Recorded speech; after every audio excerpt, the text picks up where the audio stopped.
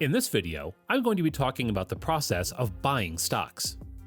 You might have some money to start investing in stocks, but after hour upon hour of staring at your laptop, researching, and ultimately getting frustrated, don't worry, we've all been there, there's a lot of conflicting information out there and a zillion investing tools. It gets overwhelming.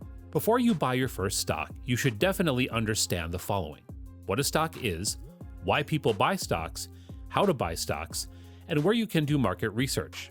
Then assess your goals, figure out what stocks are best for you, and make your first purchase. Stocks are simply shares of a company that can be purchased and sold by investors. Publicly traded companies sell shares to the general public, and when a person purchases one or more of these shares, that person becomes entitled to a proportional piece of the profits generated by the company. Oftentimes, these profits will be paid out as dividends or will be reinvested into the company in order to further increase its profits. As investing in stocks offers immense opportunities for profit, there are many reasons one might choose to begin trading. Most people don't envision themselves working into their old age, so many employers offer opportunities to invest in a 401k or Roth IRA, which can offer benefits such as tax advantages related to the treatment of capital gains and dividends. Additionally, many employers will match a portion of your contribution to your 401k to help build your retirement fund faster. If you're interested in learning more about where you can save for retirement, visit our Best Roth IRA accounts and Best IRA accounts for more. While many individuals trade stocks as a way to produce a second income, others make their living entirely from investing and trading stocks and build substantial wealth. Additionally, taxes on long-term capital gains and dividends may be lower than the applicable income tax rate.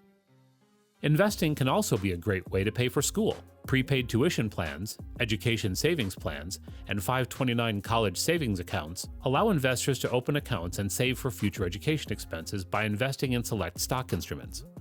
These plans are generally sponsored by state governments and can be used to pay for all fees related to higher education.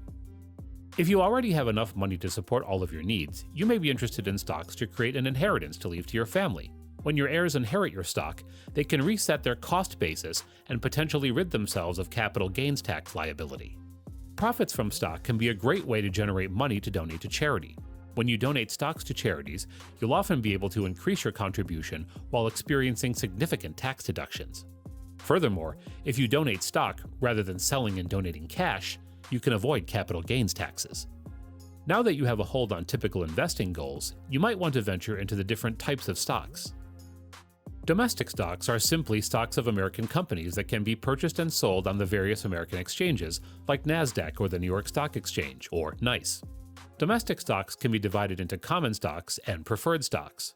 Preferred stocks require that preferred shareholders be paid before common stockholders, and typically have higher and more consistent dividend payments, but a lack of voting rights and capital appreciation. There are also convertible stocks, which act as preferred stocks, but can transition between common and preferred stocks under certain conditions. Foreign stocks are simply stocks of foreign companies that are traded on foreign exchanges. For example, Nintendo, while very popular in the United States, is a Japanese company which is traded on the Tokyo Stock Exchange. These stocks can still be purchased by American investors, but require a broker that is authorized to trade on foreign exchanges. These companies may be listed under American Depository Receipts, or ADR, which trade like a stock and is issued by a bank representing a certain amount of shares in that company. Exchange-traded funds, or ETFs, are traded on stock exchanges just like a common stock. However, they do not represent shares of a company. Instead, ETFs are marketable securities which hold assets such as bonds, commodities, and currencies that are typically tied to an index. ETFs are extremely attractive to some investors for their low prices and opportunities for profit. Just like ETFs, ETNs are traded on major stock exchanges and behave similarly to common stocks. ETNs, or exchange-traded notes, are unsecured debt securities which are issued by banks and are linked to an index. Before you buy, think about your investing goals. Consider the following: is your goal long-term or short-term? What's the exact time horizon? How much risk can you handle? How do you want your assets allocated? Once you know, take a look at some popular stocks, their performance, and assess. Of course, you may need help with this. Don't be afraid to call a financial advisor, a trusted friend, or a brokerage to assist you. Find a company that you're interested in investing in.